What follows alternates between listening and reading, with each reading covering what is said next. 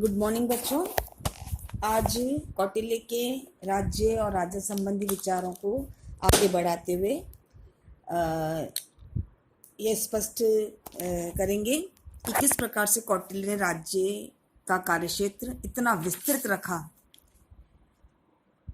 और उसने राज्य की संपूर्ण संस्थाओं को मनुष्य के आध्यात्मिक, सांस्कृतिक और आर्थिक कल्याण का साधन ही बना दिया।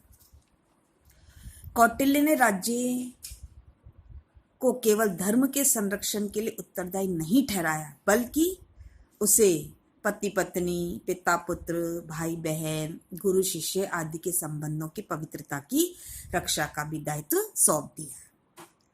समाज का जो दरिद्र वर्ग है, जो गर्भवती महिलाएं हैं, जो नवजात शिशु हैं, जो अनाथ है, जो वृद्ध हैं, उनकी सामाजिक सुरक्षा की व्यवस्था भी राज्य को सौंपी है।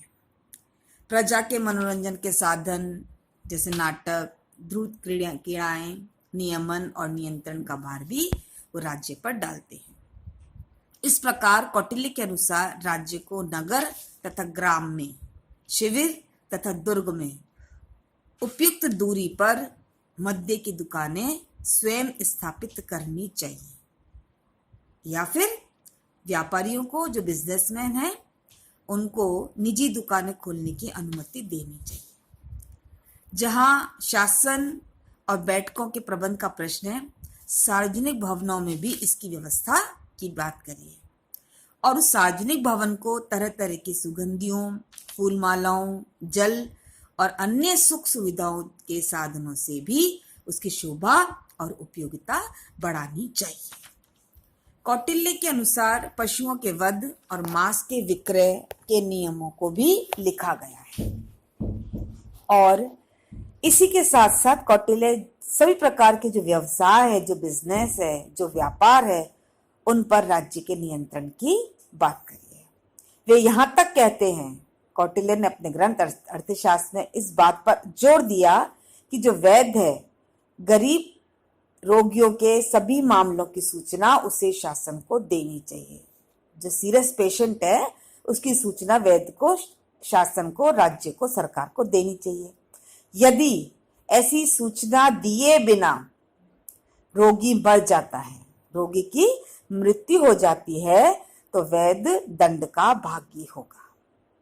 इसी प्रकार जो स्वर्णकार हैं, जो सोने का काम करते हैं, जो जुलाए हैं, जो धोबी हैं, उनके लिए भी विस्तृत नियमों की जानकारी कौटिल्य ने दी है। कर, लाभ, ब्याज की दरें भी कौटिल्य ने निर्धारित की है। उनके अनुसार जो राजमार्ग है, जो राष्ट्रमार्ग है तथा मार्ग के दूरी सूचक स्तंभों, जो इंडिकेशन है, उनका व्यवस्थापन और नियंत्रण भी राज्य के हाथों में होना चाहिए। तो इस प्रकार कौटिल्य ने राज्य को इतने विस्तृत अधिकार सौंपे और राज्यों को इतनी विस्तृत शक्तियां प्रदान करी कि उसका राज्य का जो स्वरूप है वह सर्वाधिकारवादी हो गया है। अब ये प्रश्न उठता है कि क्या इतनी शक्तियां मिल जाने पर कौटिल्य का राज्य स्वेच्छाचारी हो जाएगा? इसमें कोई संदेह नहीं कि कौटिल्य ने किसी ऐसी संवैधानिक संयम की रचना नहीं की जो राजा पर नियंत्रित कर सके, जो राज्य की प्रभुसत्ता को मर्यादित कर सके, राजा पर कंट्रोल कर सके। जैसा कि मनु ने कहा है, मनु ने राजा को धर्म के अधीन रखा और अपन देख चुके हैं कि अर्थशास्त्र के अंतर्गत धर्म के स्थान पर कौटिल्य ने अर्थ की प्रधानता को स्वीकार करके धर्मनिरपेक्षता का रास्ता अपनाया है। कौटिल्य का विचार है कि राज्य का अध्यादेश कानून के अन्य स्रोतों से बढ़कर है, परंतु इतनी अधिक विस्तृत शक्तियां देने के उपरांत भी कौटिल्य ने राजा पर कुछ व्यवहारिक नियंत्रण लगाने का प्रयास किया, जिसमें प्रमुख है धार्मिक नियंत्रण। राजा का कर्तव्य है प्रजा की रक्षा करना, धर्म की रक्षा करना, और यदि राजा धार्मिक नियमों की उपेक्षा करता है तो वह जो ब्राह्मण वर्ग है उसके विरुद्ध हो जाएंगे।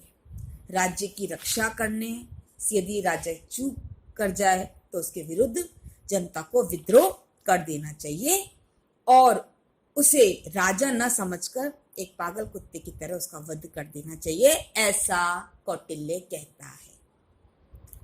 जब तक मंत्री परिषद का नियंत्रण है, उसमें प्रमुख है, राजा को आदेश दिया गया कि वह समय समय पर अपने मंत्रियों की मंत्रणा को ध्यानपूर्वक सुने और उनकी उपेक्षा न करे। परोक्ष रूप में राजा के व्यवहार पर मंत्री परिषद का नियंत्रण भी रहता है। जनमत का नियंत्रण, जनमत की अवहेलना नहीं करनी चाहिए, यानी पब्लिक ओपिनियन, जनता का विचार भी उसे सुनना चाहिए। क्योंकि कौटिल्य के अनुसार राज तिलक के समय राजा को शपथ दिलाई जाती थी कि वह लोक इच्छा का सम्मान करेगा और लोक हित में, जनता के हित में कार्य करेगा। जो पब्लिक इंटरेस्ट का काम है वो करेगा। प्रजा को संतुष्ट रखना राजा का परम कर्तव्य है।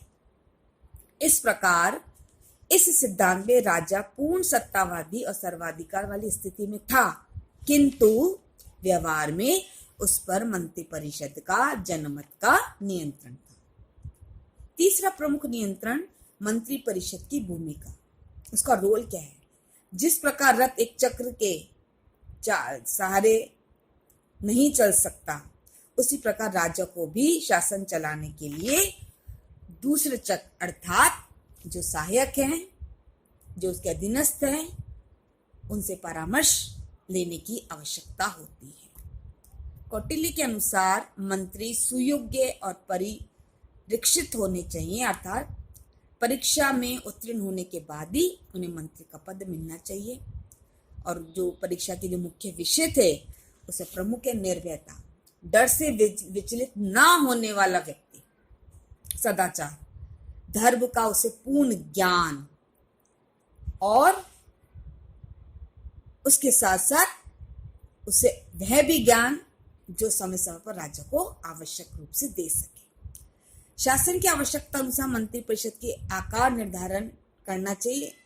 यद्यपि एक जगह से 7 या 8 संख्या बताइए, परंतु आवश्यकता पड़ने पर, मनु ने एक जगह 7 या 8 संख्या बताइए, परंतु कौटिल्य ने मंत्री परिषद के प्रमुख जो उसके सलाहकार हैं, जो अधिकारी हैं, उनकी संख्या स्पष्ट रूप से नहीं बताई, लेकिन उसने इनके नाम जरूर गिनाए हैं। जैसे कोषाध्यक्ष, मुख्य कर संग्राहक को सन्निघाता, समाहर्ता, शांति और युद्ध से संबंधित अध्यक्ष को संधि विग्रह, आधुनिक में हम कहेंगे फॉरेन मिनिस्टर, प्रतिरक्षा मंत्री, कानूनी सलाहकार को प्राधिवाक, सेना के अध्यक्ष को सेनापति, मुख्य लेखाधिकार को महाशय तालिक। कौटिल्य ने मंत्रणा की गोप्यता पर बल दिया है कि जहां मंत्रियों से बातचीत होती है वह स्थान एकदम सीक्रेट होना चाहिए। और राजा को आदेश दिया कि सबसे जो महत्वपूर्ण विषय है वह उस मंत्री तक ही सीमित रखें ताकि रहस्य खुल ना पाए। यानी जिस विषय से संबंधित जिस मंत्री से बात करनी, केवल उसी मंत्री से बात कर रहे, अन्यथा रहस्य खुलने की संभावना रहती है। मंत्रणा स्थल के आसपास से स्त्रियों, लेडीज को, तोता और मैना को दूर रखना चाहिए, क्योंकि तोता और मैना बात को समझाकर दूसरों को दोहरा देते हैं। राज्य के निर्णय प्रचलित कानून के आधार पर विशेष मामलों में दिए गए निर्देश होते हैं। नए कानून बनाने की आवश्यकता नहीं है। जो प्राचीन काल से कानून चले आ रहे हैं उसी आधार पर राजा उन कानूनों को आगे बढ़ाने का प्रयास करे। इस प्रकार मनु के अनुसार और कौटिल्य के अनुसार राज्य का कार्यक्षेत्र विस्तृत है, लेकिन राजा पर कुछ व्यवहारिक नियंत्रण भी लगाने का प्रयास किया। जहां तक राज्य के सप्तांग सिद्धांत का प्रश्न है, कौटिल्य ने इन 7 अंगों की तुलना, 7 तत्वों की तुलना, 7 प्रकृतियों की तुलना मानव शरीर के अंगों से की। स्वामी यानी राज्य के सिर के तुल्य है, अमात्य मंत्री राज्य की आंख, सुहृद राजा का जो मित्र है वो राज्य के कान है, कोष राज्य का मुख है, सेना राज्य का मस्तिष्क है, दुर्ग राज्य की बाहें है, पुर भूमि तथा प्रजा राज्य की जंगाएं हैं। इस प्रकार 7 राज्य की प्रकृति की तुलना उसने मानव शरीर से करी है। साविवी स्वरूप का निष्पादन कर कौन सा अंग कौन सा कार्य करेगा, इसने स्पष्ट करने का प्रयास किया। इस प्रकार राज्य का सप्तांग सिद्धांत राज्य के मूल तत्वों और राज्य के आंगिक सिद्धांत ऑर्गेनिक थ्योरी का मिलाजुला स्वरूप प्रस्तुत करता है। धन्यवाद।